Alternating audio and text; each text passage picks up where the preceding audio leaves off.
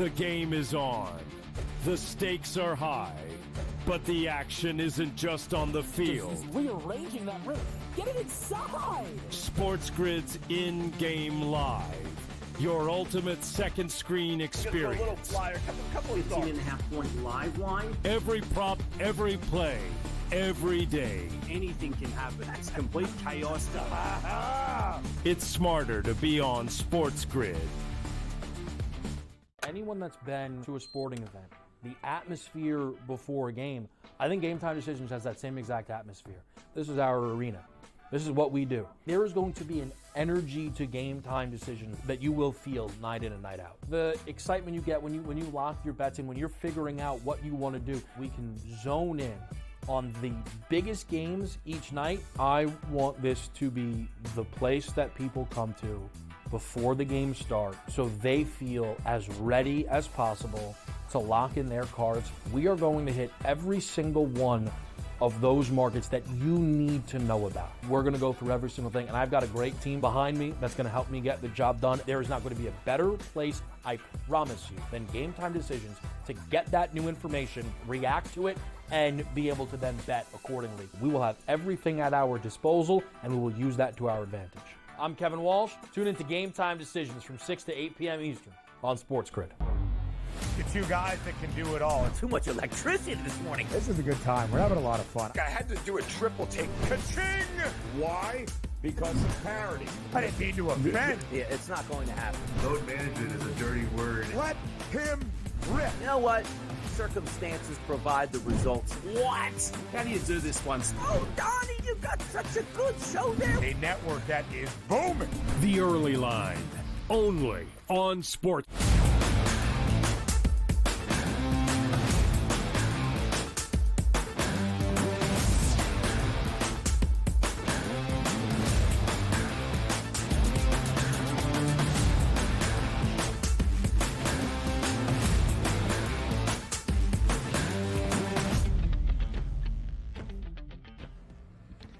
We welcome you to hour number 3 live right here on this Monday morning on the Early Line on SportsGrid. He is Donnie Rightside. I am Ben Stevens. One more hour to go up until 11 a.m. Eastern time. DRS, a lot to get to. A couple of days off from the men's NCAA tournament. We end out the opening weekend into a Monday in the round of 32 in the women's big dance later on in this third and final hour. And then a few days off, of course, until the second weekend and the Sweet 16, which comes our way on Thursday in the men's NCAA tournament. West region, East region, they will be in action. South and Midwest region on Friday as well. Thursday, Saturday split, East and West.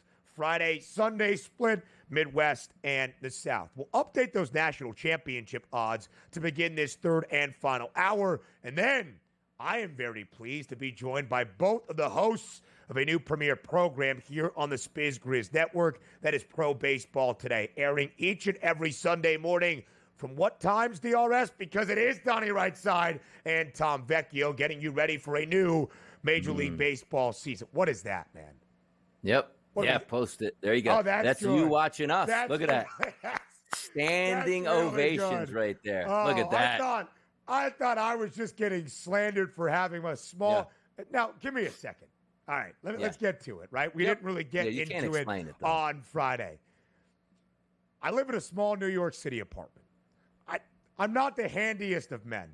I'll admit that, right? Hand up. I understand where my limitations are. I think I'm pretty good at talking about sports. I am not the greatest at hanging TVs. I am not the greatest at measurements. As I was looking through things with the television in my bedroom, in that apartment with my wonderful fiance, I thought a 43-inch TV would be perfect to fit the frame of our small and compact living room, would not be overwhelming. If I could do it again, we would be into the 50s at bare minimum, maybe into the 60s. But I had already purchased the TV. I had already hung the TV mount, and I put it up. All right? I live in it. I promise you in person, it does not look as small. But in the living room, in photos, I can understand its petite nature, okay? But you want to be standing up. You want to be close and ready to go when Pro Baseball Today hits the SportsGrid airwaves. Now, is that a bedroom or is that like a living room? Living room. What is that? Living room, kitchen, kind of all in one. Yeah. Yeah. Like, because it looks from the Am I looks of it, even we were in that wondering if it was photo? like Hold on a second. like a 21, maybe a 22-inch TV at that point right there. Yeah. No, so that And is you're watching. yeah. That's good stuff. No, Jesse, that's see, really here- good, that's really good for you. but here's the argument though. Like, see how you had to actually get up and walk over to see how small your TV actually was right there. Like, you're just proving the point to us all live. Like, I can't even see that TV. Neither can we. So we were joking on the set. Like, what happens if you put a quad box on there? Like, nobody can see any of the games at that point here. So we were having a good time with that one. So my eyesight is not great. I am farsighted. No, I'm nearsighted, which means I can't see all that well from far. My prescription hasn't changed, though. Should I go to the eye doctor and get it checked? Maybe in the off season after the tournament. But DRS, I have always been and always will be a stand for the biggest sporting event kind of guy. And so I always love to stand when things get close. I always will be up there near the TV. Could be any game, especially in the NCAA tournament. I will stand up and get as close to my TV as possible. Could be 100 inches on a wall in a small room. I'm getting up there to get close. Yeah, it looks like, because from the view, we're like, oh, I wonder, is that Ben have his iPhone on the wall as his TV? Like, that's what we were trying to decipher. Like, what actually, like, how big the TV was, or was it just your phone? You could have just held the phone out in front of you and just took a look at it at that point. But yeah, at least you're watching me, myself, and Tom right there, so having some fun. I would like to know from the boys in the back, our producer extraordinaire, Joe Frieso, Matt Malalam, our TD, and, of course, Jesse Metzger, our graphics producer. When did you guys know you had that? That you had the Photoshop of me? When? Friday. That's good. That's really good. But we had to wait for the initial air date, I guess, of pro baseball today. Really well done. That's very, very good stuff. All right, DRS, let's get ready for this third and final hour. Again, we'll talk some Major League Baseball with opening day in full around the bigs on Thursday. Tom Vecchio will join us later in this third hour as well. But we start by refreshing those national championship odds at the end of the opening 2 rounds of the Big Dance, awaiting the Sweet 16, beginning in just 3 days. Where do things stand? How do the 1 seeds, all 4 still in action into the second weekend, look as they stand in the bracket? That's what we had to ask all of you in Fade the Public.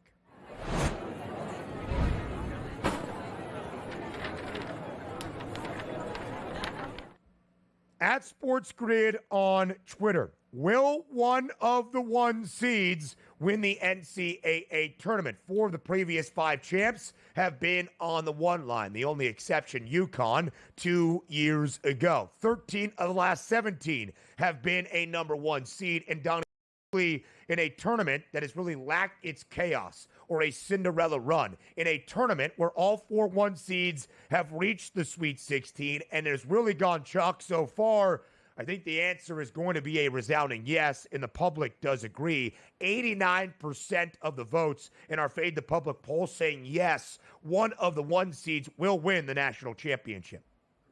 Yeah, and it makes some sense, too, because you're looking at 4 of the most powerful 1 seeds we've ever probably seen in a tournament. And then you're saying, like, okay, maybe we'll get some attrition in the Sweet 16 and the Elite 8, and still if it leaves 2 of those 1 seeds, like Auburn and let's just say Duke, you're still, the expectations are one of those seeds will actually win the tournament here, let alone all 4 of these getting to the Final Four, which means automatically a number 1 seed would have to win it at that point. Like, you try to take a look at who's the upset challengers at that point. Well, Alabama's first in line there. Tennessee, Texas Tech, Michigan State, Maryland, Arizona. You get that good basketball programs. But if we're just asking for one of these teams to win it, absolutely. I think 89% of the vote is actually a little bit light here, unless you think mayhem is going to come up over the next, 2 games on Thursday and Friday, which I don't think is going to be the case. Donnie, I would have said 89% of this vote should have said yes entering the Big Dance. Certainly now with 16 teams remaining and 4 of those 16 being on the 1 line. Duke has seen its price shortened to win a national championship. Florida has actually moved back by about 20 cents or so, plus 390. Houston's number a little bit shorter at 5-1. Auburn the exact same price on the opening day of the Big Dance to where it stands now at the end of the opening weekend at plus 550. But again, the 4 seeds are as good. The 4 1 seeds are as good as we have ever seen in the NCAA tournament. And Donnie, it does represent a tournament that has been rather chalky, kind of as we anticipated, both from the odds perspective, just filling out your bracket and starting to break down these matchups. We only have 4 conferences represented into the second weekend. That is the fewest amount we have ever seen since the Sweet 16 became a thing back in 1975. Those 4 conferences, the SEC, we'll talk about the SEC in just a moment, the Big 10, Big 12, and 1 school out of the ACC in Duke. DRS, not just the fewest amount with 4 leagues represented in the Sweet 16, but every other year in the tournament, we have seen at least 7 conferences reach the second weekend. And now we only have 4. That is conference realignment. That is the changing landscape in collegiate athletics. But just the big dogs now into the second weekend. How does that sit with you? I don't mind it because I just want to see the best basketball. And I always start with that moniker. It was like, yes, we do like competition in the first 2 rounds with chance for upsets. But me, as always being a fan, the upset is so cool in the moment, and they go, oh, man, we could have Duke Carolina in the next round, but now we got Duke and Wofford. Like, you see how that hits? So now when I take a look and say, okay, maybe you suffered a little bit of the fun, and if you like to take the points in the tournament, you're probably getting your brain rattled right now. But then you take a look at the Thursday and Friday night games and go, oh, so this is what it's like when the absolute best teams are still available in the biggest moments, and watch the ratings outside of starting a game after 10 o'clock on the East Coast. They should be really good and exciting. The SEC has sent a record 7 teams to the Sweet 16 after sending a record 14 teams into the Big Dance. Series prices next.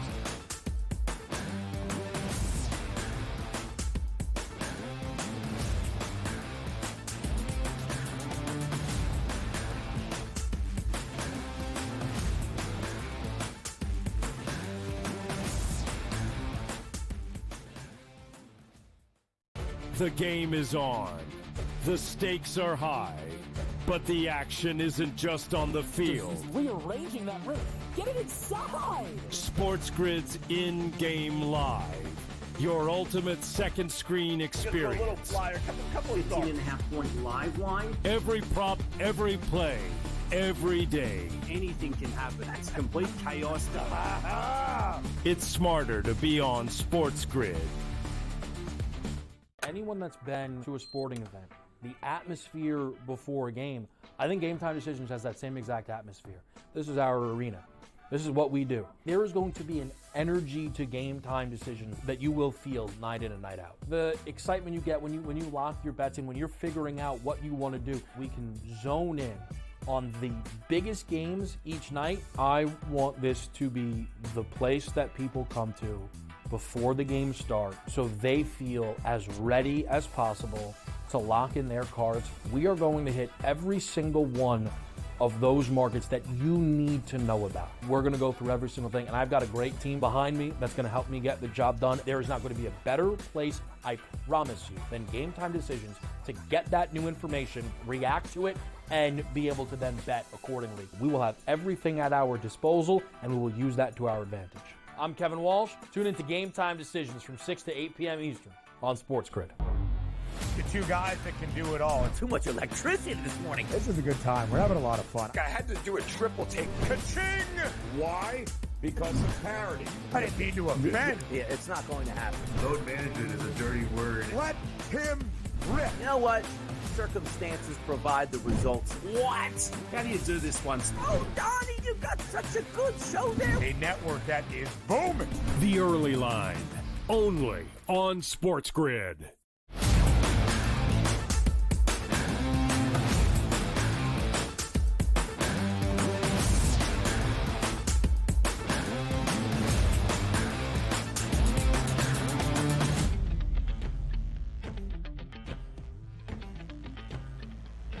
Yes, the Major League Baseball season in 2025 has officially already started with last week's Tokyo series and the 2-game set between the Dodgers and the Cubs out in Japan.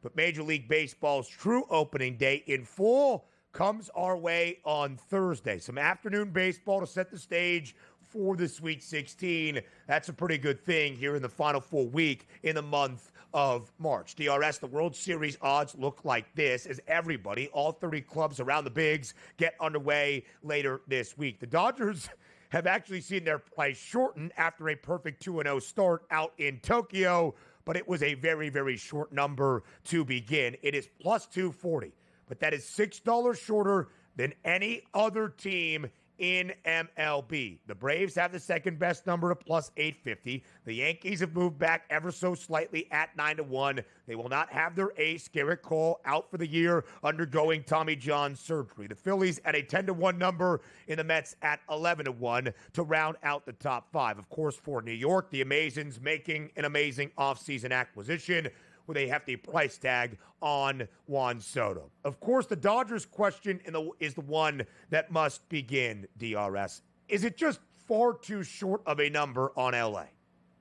No, it's not. They're going to be favored in just about every single game they play. Now, far being a point of contact where I want to bet the plus 240 price, no, I'm not tying up 8 months of money at a plus 240 price. If I think they can win, is that great? Yes, but I need 10-1, 15-1, 20-1 to do that. But I don't think anybody's out of their mind by looking at the Dodgers and say they are far and away the best team. And I always bring up this same point, too. The Dodgers with their ammunition, both with their owners and their deep pockets and their talent pool in the minor league system, they're going to be a better version of themselves once we get to the trade deadline. It's just the way it is. So for me saying, well, injuries are a part of the season, the Dodgers would have to lose 8 superstars to injury and still say, you know what, we're probably going to be a factor in the World Series chase at that point. You saw they opened up overseas in Japan, easily dispatching of the Cubs without Mookie Betts, who, by the way, still struggling with that ailment. Said he's down somewhere in the high 150s, which is crazy. So hopefully he gets that, certainly rectified at this point. And then Freddie Freeman's still missing, and it didn't matter. And again, you didn't even have guys like Blake Snell even on the mound in that opening series. So it's crazy to think about the talent pool, but I look at the Dodgers, they're far and away the best team in baseball right now. Yeah, they really are, DRS. Baseball is a long sport. There's 162 games to be played. The Dodgers have 160 remaining. The preseason win total was 104 and a hook. For Los Angeles, they are already on a good pace to go over that number. The Dodgers did win a World Series last year. They were the short favorites for a good majority of the MLB campaign. If you would have bet on LA, you would have cashed a ticket. If you did so in December, if you did so in March near opening day, if you did so in June, right? But the idea is, DRS, that once you get to the postseason, things are very different as well in a best-of-5 or best-of-7 series. At least they often have been in the expanded MLB postseason. Last year, a little bit chalkier, that we had the Dodgers and the Yankees facing off in a World Series, and the favorites and the Dodgers did end up as a World Series champion. But nobody last year got to the 100-win benchmark. We think the Dodgers will do so. But then, Donnie, the natural question is, because LA is a plus 240 price, you feel it is fitting. I would agree. I think the Dodgers are at least in the NLCS at bare minimum. And frankly, anything less than a World Series championship for this loaded of a roster would be considered a failure. Is because the price is so short on Los Angeles, there is value everywhere else on the board, even with the Braves, even with the Yankees, even with the Phils, and even with the Mets. So who do you consider the Dodgers' best challenger around Major League Baseball? I would probably say, if you're trying, maybe, because obviously you're going to get to play them in the World Series in the American League, so that's probably the shift that you should go. Baltimore, I don't think, have it there. The Boston Red Sox could catch lightning in a bottle. The Houston Astros at 18-1. Then you look at the Yankees at 9-1. And by the way, the only reason why the Yankees are 9-1 is because the American League, doesn't seem to set up as well as the National League, at least that top-heavy part. And I completely disagree with the Yankees at a 9-1 place to win the World Series. But having said that, the reason why the Phillies and the Mets are 10-1 and 11-1 is because they play in the National League, and they're going to have to play the Dodgers before they even get to the World Series. That's why the price points are different there, because the Yankees are not the third best team in Major League Baseball due to roster construction right now. We don't even know if Stanton's coming back, when he's going to be. Obviously, Garrett Cole's already down, and we'll see what happens with the rest of that roster, which doesn't look all that improving. But for me, I guess you would say the Braves and the Phillies probably are the biggest counterpoints, because if Strider comes back at some point in the season for the second half, let's just say, and as dominant as we know he can be, Schwellenbach's still a good young pitcher on that team. Sale was phenomenal last year. Ronaldo Lopez actually had a great season. And then the Phillies, by the way, first 5 pitchers, if you can get everybody healthy in that starting lineup for the Philadelphia Phillies there, they might have the best overall pitching staff in baseball if you don't count the bullpen. So I think it's the Phillies and the Braves are the top here to fight the Dodgers. But again, they probably won't even make the World Series, because why? The Dodgers are in the National League, to keep it simple. And that's really the case, DRS. I do think you could maybe find a better value perspective on the World Series if you look at the teams from the NL, because even to get to that stage, you would have to go through the Dodgers to win the National League. The Yankees still at a 9-1 price, which is half the number of anybody else from the American League, despite not having Garrett Cole this year. Still seems a little bit confounding to me. We learned that Garrett Cole more than likely was going to miss the season, and it did not really alter the Pinstripes' price to win the American League all that much. Donnie, do you think that is justified? Or again, a short number on the Yanks where you see the O's at an 18-1 price? Where's the best bet to win the AL?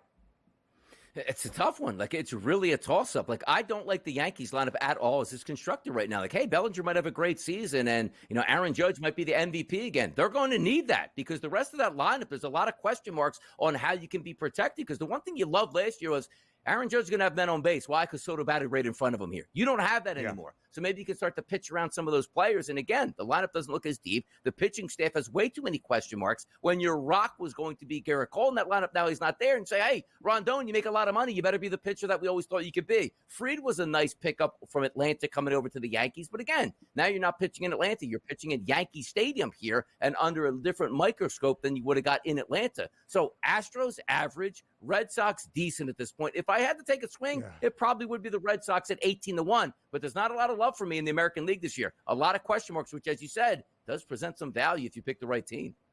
DRS, I have a feeling early on, just doing a few shows around baseball with you, the Red Sox are about to be your AL team for 2025. Let's talk the home run props next.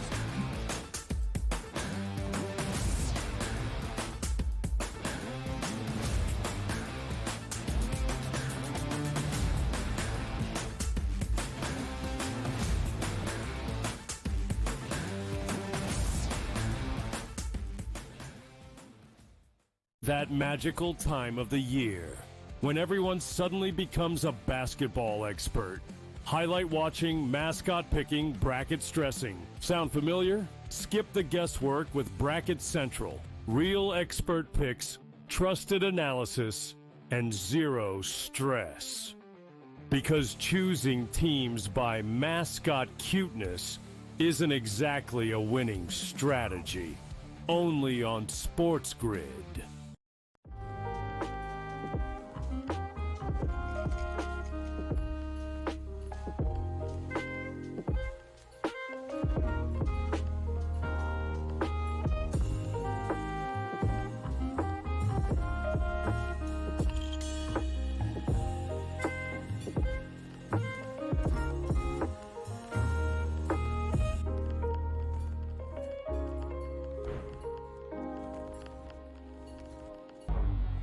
Two guys that can do it all. Too much electricity this morning. This is a good time. We're having a lot of fun. I had to do a triple take. Ka-ching!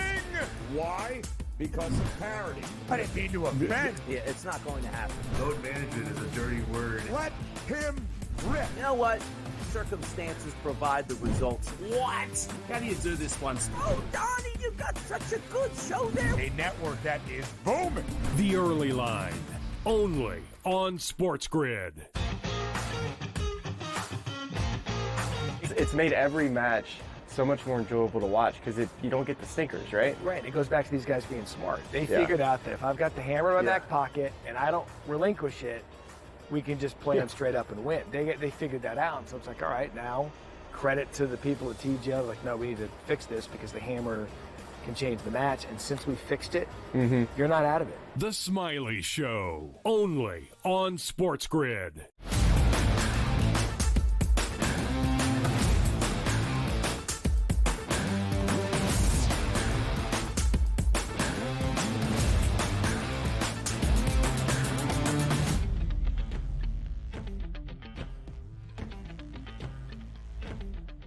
Everybody loves the long ball. Let's talk the home run props for the season-long leader in 2025 to hit the most deep shots in 2025 around MLB. Our home run prop king, Tom Vecchio, will join us in just a little bit as well. No surprise at the top, DRS number 99 in pinstripes. Aaron Judge is the favorite once again at a plus 270 price. Did lead the bigs in home runs last year with 58. 4 more than Shohei Ohtani at a plus +480 number. We expect at a certain point this season for Ohtani to be back on the bump, maybe not right away for the Dodgers. I wonder what that does to his home run output for Dave Roberts and company this year. Short numbers on Judge and Ohtani are two favorites to win the MVP awards in either league. And then again, you get into quadruple digits. Kyle Schwarber, 10-1. He had 38 last year. Yordan Alvarez, a 14-1 price. Pete Alonso, happy to be back up in Queens, 34 last year at a 15-1 number. DRS, you look at the home run leaders expected for 2025 season. What do you think the best numbers look like? As follows there, of course, Aaron Judge and Ohtani, American League, National League, they're going to lead the way because ballpark sometimes doesn't matter with how powerful these guys are. Sure, Ohtani, let the record be known. The Los Angeles Dodgers, they play at Dodger Stadium. That's not a great hitter's ballpark by any stretch, and you see the launch that he gets out of there. Aaron Judge does hit in one of the best ballparks in the country to hit home runs at +270 at Yankee Stadium. But also understand, you got to know where these guys are playing, right? Because Aaron Judge is going to play in a bandbox for just about his entire season, which means Boston, very hitter-friendly. Yankee Stadium, very hitter-friendly. Toronto with the moved-in fences, very hitter-friendly. Oh, no! Well, he does play at Tropicana Field, which is very hard to hit home runs. Oh, correct me if I'm wrong. No Tropicana Field this year. Nope. You're actually playing in the same dimensions at Yankee Stadium at George Steinbrenner Field in Tampa Bay, which is where Tampa is going to be playing their games. An added boost for Aaron Judge over Shohei Ohtani. Now, if you're going down the list, as I just pointed out, it matters where you play. Kyle Schwarber sitting at a 10-1 price, one of the premier power bats in baseball. He plays at Citizens Bank Park, which is a launching tank throughout the summer, and if he gets it rolling, he can easily do that. But Yordan Alvarez plays in Houston, a smaller ballpark. You can certainly take advantage of that. Now, here's where we go against it. Pete Alonso is one of the great home run hitters in Major League Baseball. Does he have to get his average up? Yes, he does. But he also plays at Citi Field, which is not a very hitter-friendly ballpark, which then takes you down to Juan Soto at 26-1, which removes them from my equation. Now, we talked with, Joe Frizo behind the break here, one of our producers. Brent Rooker's an interesting one that people aren't going to talk about a lot because he plays for the Athletics. Like, Tom and I talked over the weekend about Lawrence Butler for the Athletics. It's like, well, most people that we're talking about, unless we say the name A's, don't even know he plays there because why should you? No focus on the Oakland Athletics. But now that they're no longer the Oakland Athletics and playing in Sacramento, heat, humidity, smaller ballpark goes into it, where now you say, okay, well, Rooker played last year half of his games in Oakland, which is a terrible hitting stadium. At night in Oakland, freezing cold temperatures here, extra foul territory, takes away a lot of opportunities. Now you play in the heat and humidity of a smaller ballpark. That's sort of to add to that legend, like, ooh, maybe he can get it done. So a wild card at 18-1 on Rooker. But I do think if you're looking, the top three guys, which include for me, I'd rather take Judge over Ohtani, even though Ohtani is a better price. And then if I'm looking for a sort of wild card, in that three-hole would be Kyle Schwarber, and then a longer-term guy here, which would be Rooker 18-1. Now, there are other guys, like Santander had a great year last year for the Baltimore Orioles. And again, staying in those ballparks where it's easy to hit in that division, he might be something to take a look at there up in Toronto. Or maybe if you're just saying, based on contract situation, the same team, a different player in Vladimir Guerrero Jr. at 31-1. Some fun options there, but again, take a look at where these players are anticipated to play this year. That goes a long way. Based on our Home Run Prop Kings advice, again, TV Tom Vecchio joining us in just about 3 minutes. He talked about Vladimir Guerrero Jr., his number to win or to lead MLB in home runs this year, to be that home run leader at 40-1. That's where I bet it. Now 31-1. Aaron Judge, of course, as the favorite to lead the bigs in the long ball this year, has a 47.5 home run prop. That is higher than that of Shohei Ohtani at 42 in a hook. Shohei Ohtani last year also stealing a ton of bases. His stolen base prop this year, 27.5. It will all be very interesting to see Ohtani's output offensively if he does get back to being a starting pitcher for LA. When that happens in the year, are they going to have him a once every 5-day guy, as you would expect? That remains to be seen. I will just say about Sacramento, Donnie is right. It's still in Northern California, but it's not exactly by the bay as Oakland and San Francisco are, where you get the fog, you get some of that marine layer. Sacramento in NorCal, but not quite to that extent. Could open it up for Brent Rooker. Also 330 to left field down the line for a righty batter. Home run prop king and the jack of all trades. Tom Vecchio now.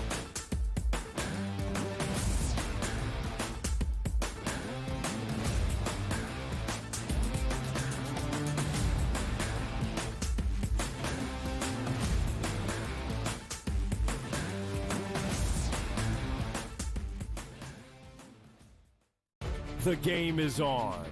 The stakes are high.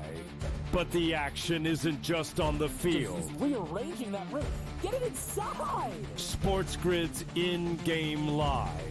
Your ultimate second screen experience. Just a little flyer, couple of 15.5-point live line. Every prop, every play, every day. Anything can happen. That's complete chaos. It's smarter to be on SportsGrid. Anyone that's been to a sporting event, the atmosphere before a game, I think Game Time Decisions has that same exact atmosphere. This is our arena. This is what we do. There is going to be an energy to Game Time Decisions that you will feel night in and night out. The excitement you get when you lock your bets in, when you're figuring out what you want to do, we can zone in on the biggest games each night. I want this to be the place that people come to before the games start so they feel as ready as possible to lock in their cards. We are going to hit every single one of those markets that you need to know about. We're going to go through every single thing, and I've got a great team behind me that's going to help me get the job done. There is not going to be a better place, I promise you, than Game Time Decisions to get that new information, react to it, and be able to then bet accordingly. We will have everything at our disposal, and we will use that to our advantage. I'm Kevin Walsh. Tune into Game Time Decisions from 6 to 8 p.m. Eastern on SportsGrid. The two guys that can do it all. Too much electricity this morning. This is a good time. We're having a lot of fun. I had to do a triple take. Ka-ching! Why? Because of parity. I didn't mean to offend. Yeah, it's not going to happen. Load management is a dirty word. Let him rip. You know what? Circumstances provide the results. What? How do you do this once? Oh, Donnie, you've got such a good show there. A network that is booming.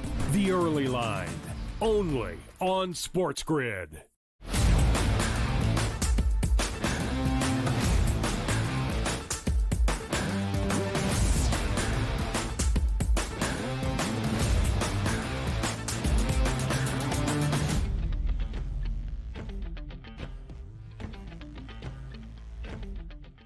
The jack of all trades, TV Tom Vecchio of SportsGrid, joining us here for that prop perspective on this Monday morning with a sample of a little bit of everything. A college basketball check-in to get Vecchio's thoughts on where the tournament stands entering the Sweet 16 and our second weekend. We'll talk those home run prop odds for this year as well, who is going to lead the bigs in dingers in 2025. Some NBA action on this Monday evening. Final 3 weeks of the regular season. And, of course, the stretch run on the ice as well. Vecchio, we appreciate your time. We appreciate your insight on basically everything happening in sports right now.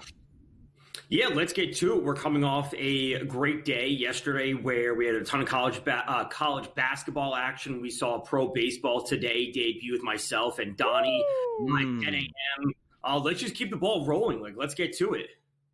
I am very glad to be here with both of you to take a look at the Major League Baseball season. It is an honor to be with the two hosts of Pro Baseball Today on the SportsGrid Network. Let's start with the national championship odds, though, Vecchio, in college basketball, now that there are just 16 teams still competing in that chase for a national title, where a team will cut down the nets and crown a national champ 2 weeks exactly from tonight in San Antonio. Duke made quick work of Baylor in round of 32 action. They are still the national championship favorites. Florida there as well. Houston and Auburn and Vecchio in a tournament that has not been defined for chaos, but rather chalk. All 4 1 seeds on to the second round, and all 4 still with the shortest prices by far. How do you make sense of those national championship odds entering the second weekend of the big dance in just a few days?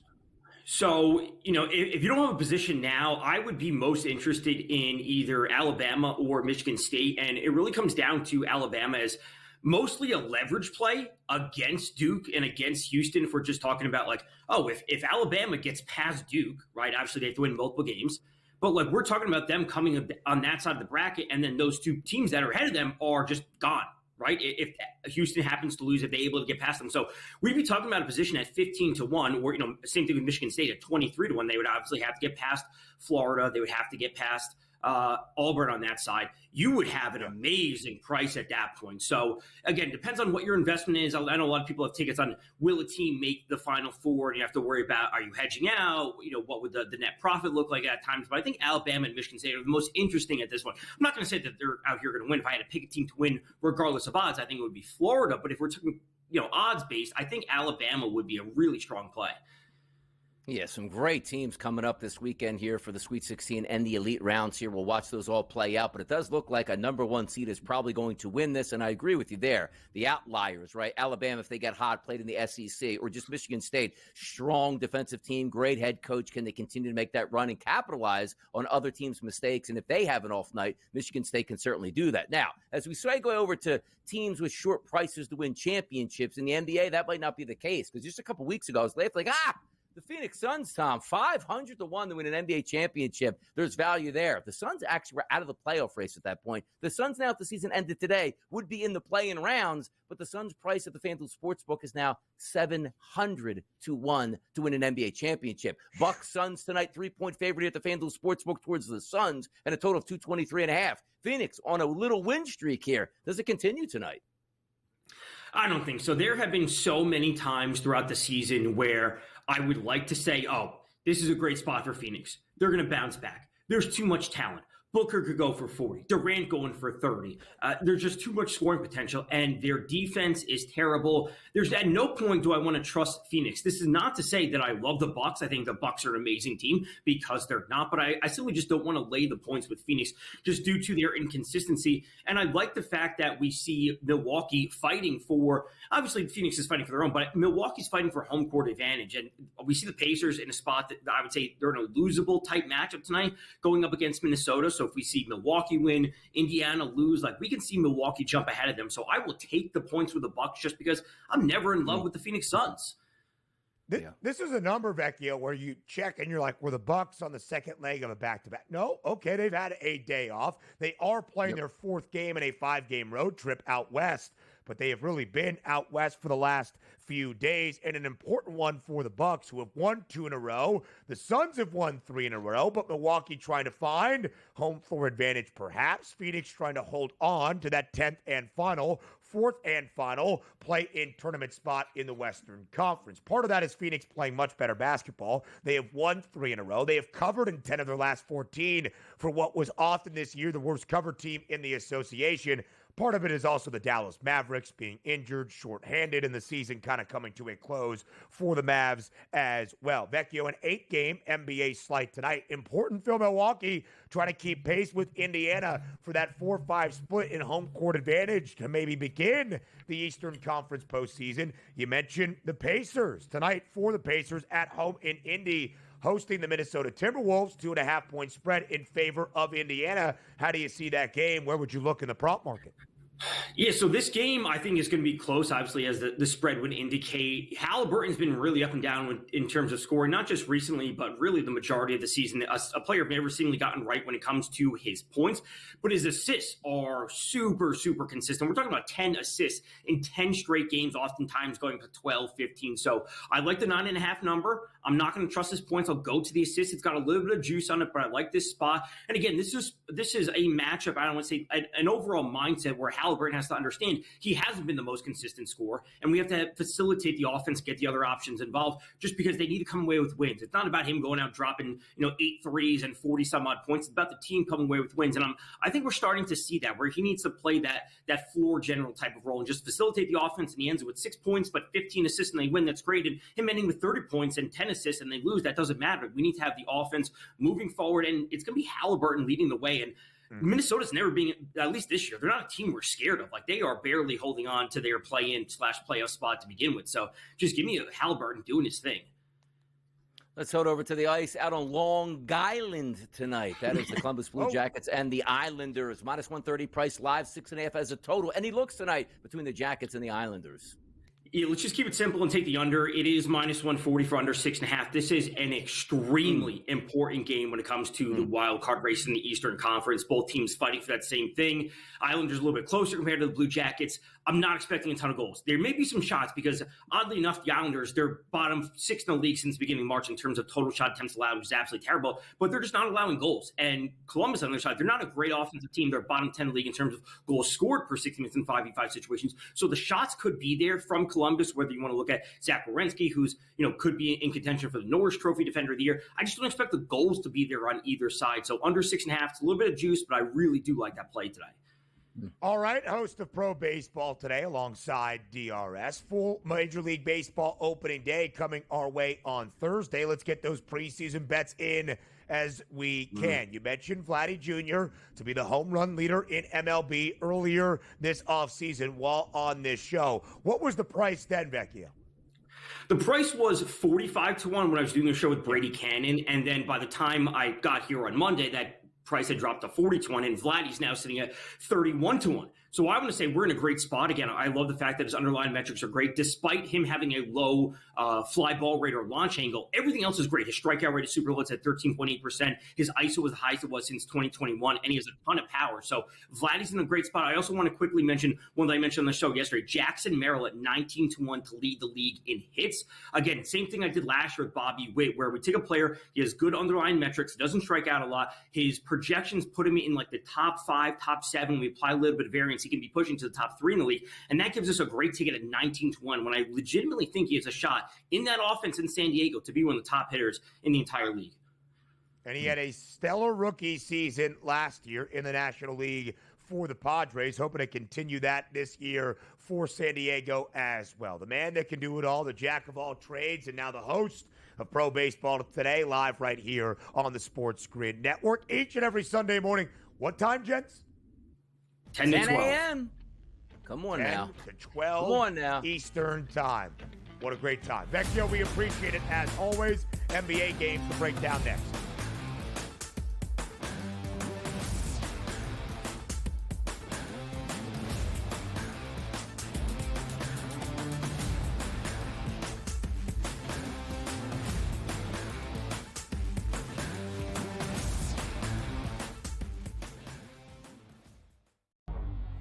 Two guys that can do it all. Too much electricity this morning. This is a good time. We're having a lot of fun. I had to do a triple take. Ka-ching!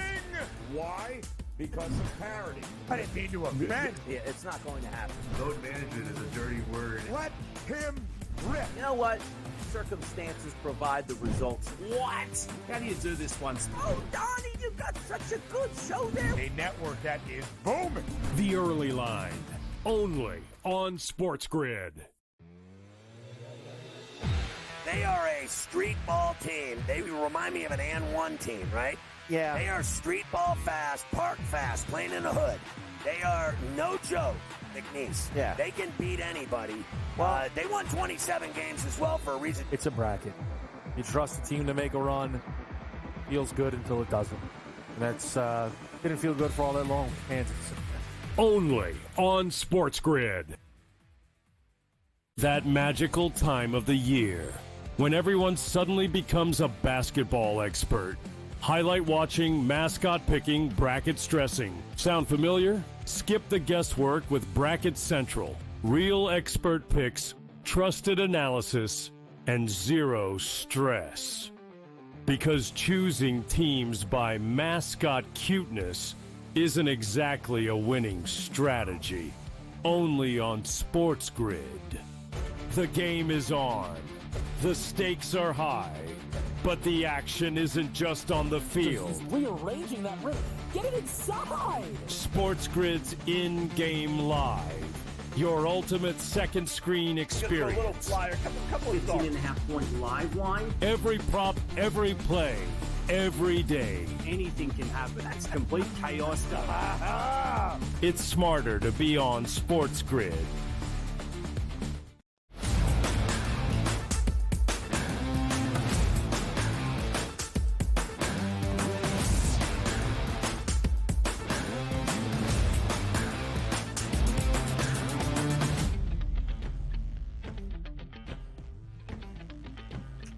An 8-game slate around the association on this Monday night, a night off and a couple of nights off for the men's NCAA tournament. Round of 32 action all Monday long in the women's big dance as well. So maybe some more focus on the NBA. Fewer than 3 weeks remain in this regular season. Most teams 10 to 12 games left to figure out their regular season and their playoff positioning. That could be a play-in tournament spot.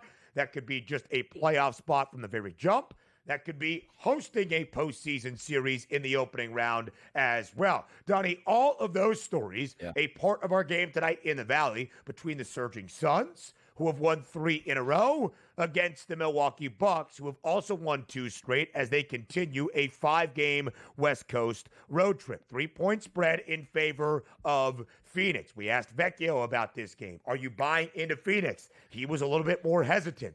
You have been a little bit, I guess, cautiously optimistic on the Suns for a good majority of this year. Now they've won 3 in a row. Are you buying in to make it 4 straight?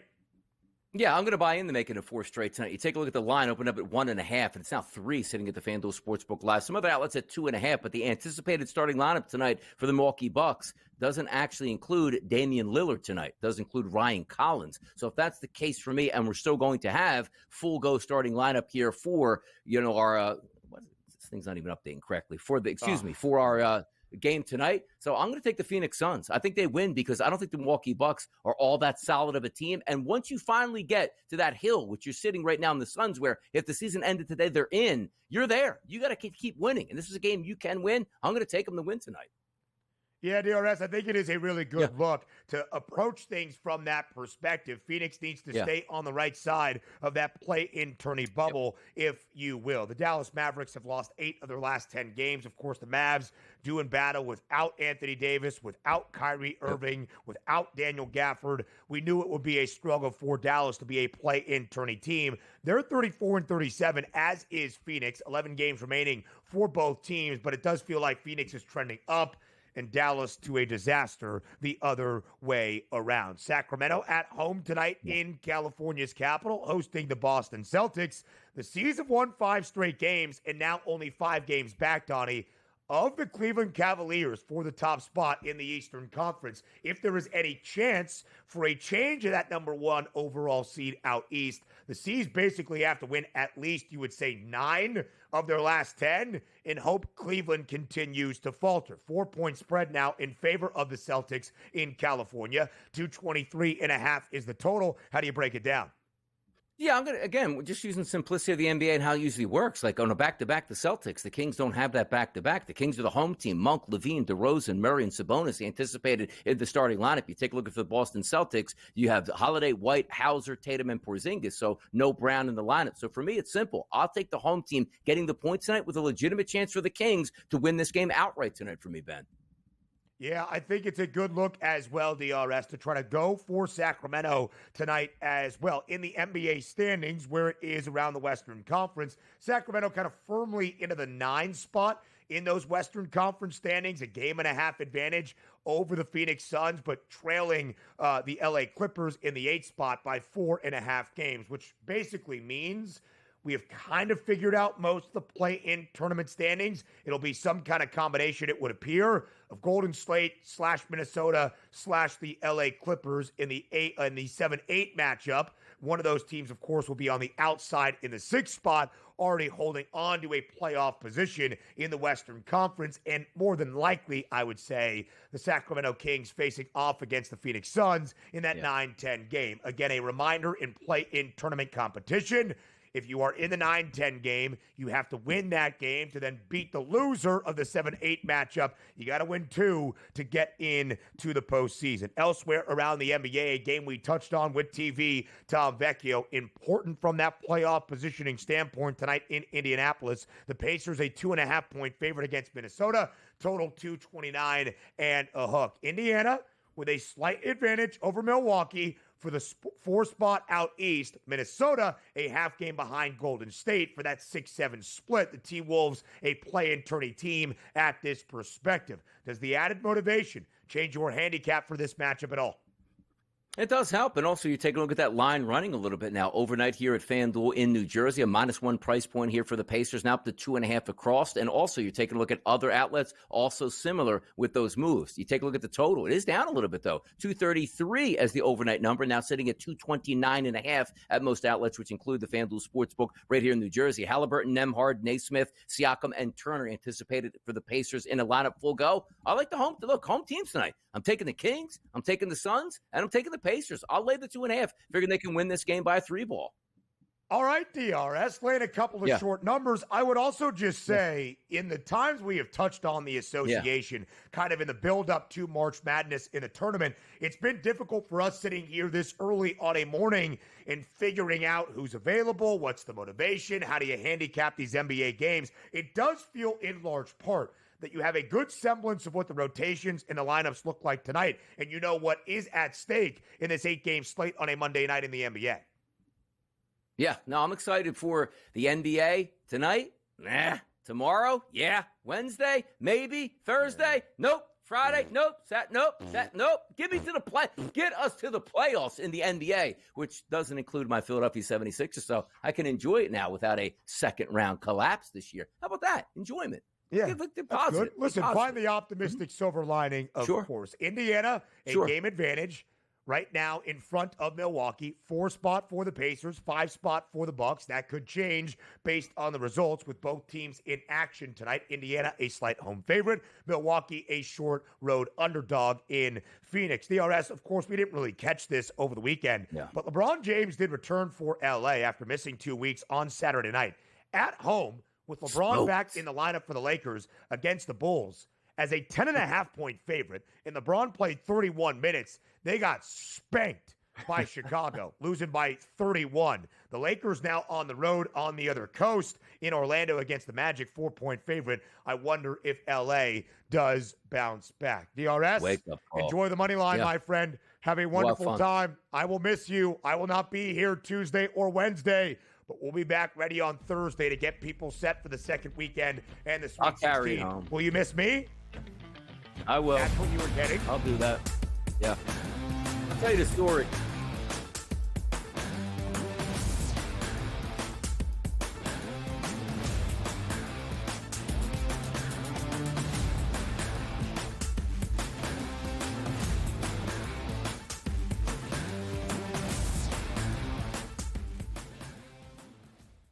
That magical time of the year when everyone suddenly becomes a basketball expert.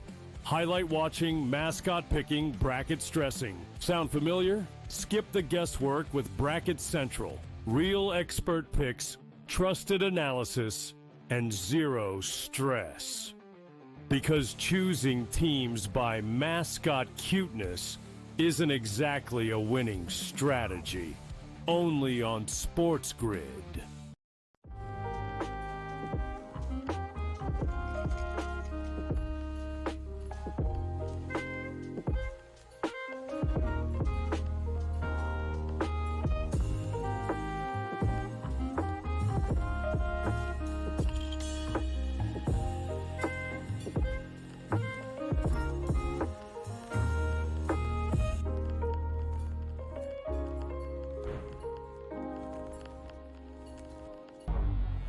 Two guys that can do it all. Too much electricity this morning. This is a good time. We're having a lot of fun. I had to do a triple take. Ka-ching! Why?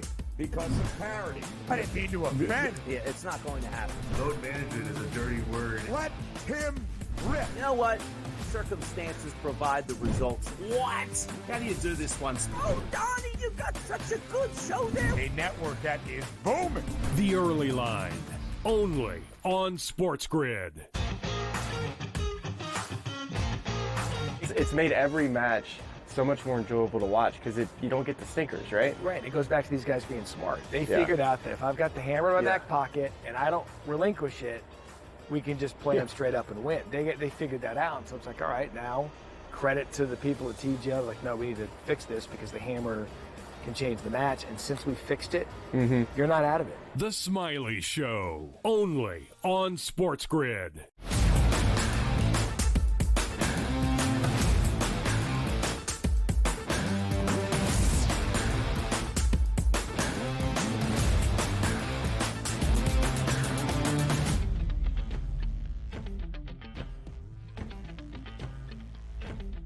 Live right here, rounding out our 3 hours together on this Monday morning to start off a new week on the early line on SportsGrid. I am Ben Stevens. A few nights off, 3 in fact, from the 2025 men's NCAA tournament at the end of the opening weekend.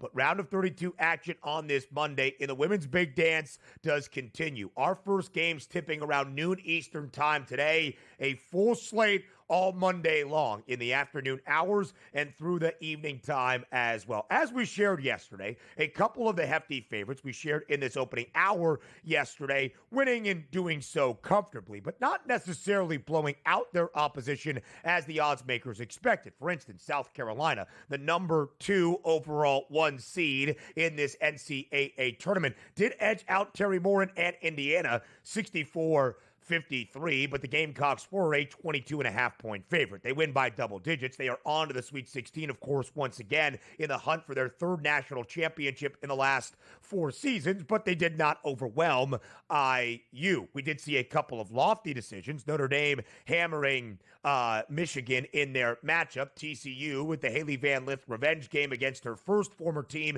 in Louisville, winning that game handily as well. Number 1 overall seed UCLA in the 1-8 matchup in their region did beat Richmond by 17, but the Bruins were a 17.5-point favorite. So not as many covers yesterday as you might expect for those hefty favorites atop the 1 line. That's what we see in women's college basketball. There are distinctions to this. There are tiers to what we do in the big dance, even when you have 4-5 matchups, 3-6 ball games, 1-8 games to take advantage of. You have teams that are expected to win big, but are they going to cover? So let's start there with one of your national championship favorites for this Monday in a really compelling matchup, but not on the 1 line.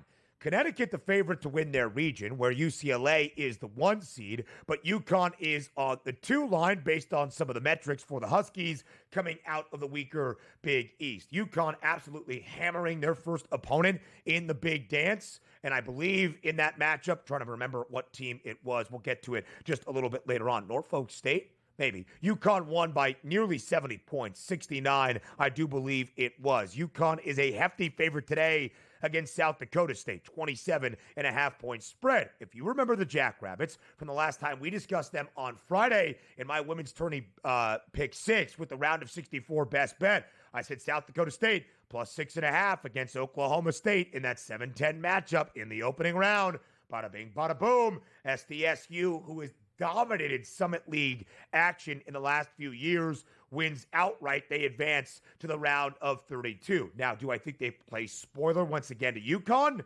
Probably not. Do I think they can keep this game close? The 3-ball will be key. It is the great equalizer, and South Dakota State shoots it as well and as efficiently as you will find in this tournament. Here's how I would approach the game. Not just South Dakota State covering 27.5, but if they are going to do so, pacing up a really sound Connecticut team defensively. Total 132.5. I would look to that. If it goes over, that benefits the Jackrabbits, keeping this game close. Sensational performance, by the way, for the freshman star for UConn, Sarah Strong, in the opening win for the Huskies. Texas on the 1 line, 18.5-point favorite against Illinois, who has been a really solid team this year. Arkansas State, thank you, Joe Frizo. That was the UConn win, not against Norfolk State. Arkansas State in the opening round, 103-34. Now we get into more competitive matchups, even in those hefty spreads. The Longhorns, 18.5-point favorite against Illinois. USC, the 1 seed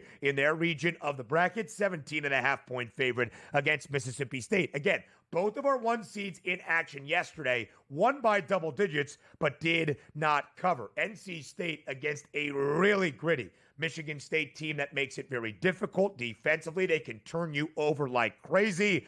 A 6.5-point favorite. Wes Moore, the ACC Coach of the Year, hoping his Wolfpack can advance. A really good one between Oklahoma and Iowa, we'll get to in just a second, and LSU, double-digit favorite in that 3-6 split against FSU. The Bayou Bengals, led by Flau'jae Johnson and Anissa Morrow.